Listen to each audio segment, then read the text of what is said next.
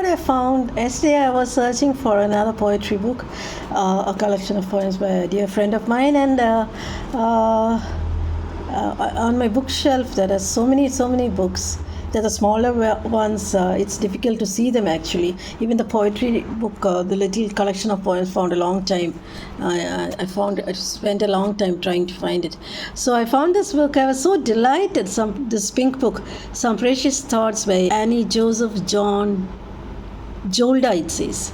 Jesus said, I am the resurrection and the life. He who believes in me will live, even though he dies, and whoever lives and believes in me will never die. John 11:25-26 is written on the cover of this book.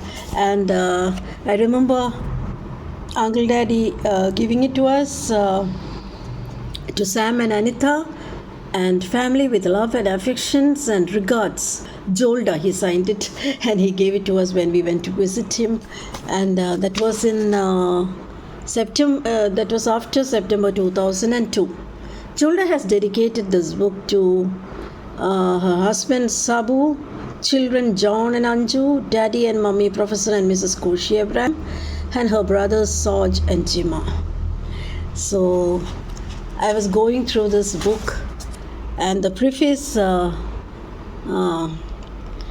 is written by her itself, and I was going through this book. It's a book full of wisdom, and I wanted to read a small portion from this book because the first chapter, which says, our thoughts and words determine our destiny. Only God understands our thoughts, no one else. Our thoughts and words are powerful and determine our destiny. The book of Numbers, chapter 13 and 14, tell us what happened when Moses sent 12 people to spy on the promised land of Canaan.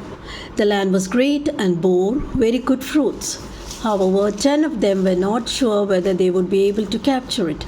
They thought that the people who dwelt there were very strong and appeared gigantic.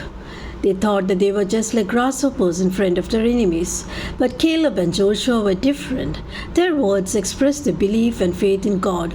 They said they believed that they could overcome their enemies with God's help. In this biblical portion, we can see that God judged them by their thoughts and words. The Lord God did not permit the 10 who did not believe in his promises and those who talked against overcoming their enemies to see the promised land. They perished in the wilderness because of unbelief in their minds, and that was expressed in their words.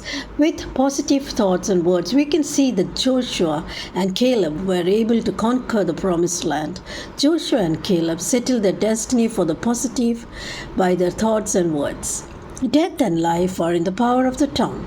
Those who say we are not able are not able, and those who say we are able are able. The same rule is applicable to us also. By positive words and thoughts, we can have victory over all circumstances. Let us be like Joshua and Caleb. Let our thoughts and words be always positive, and let us live in divine victory every day of our lives.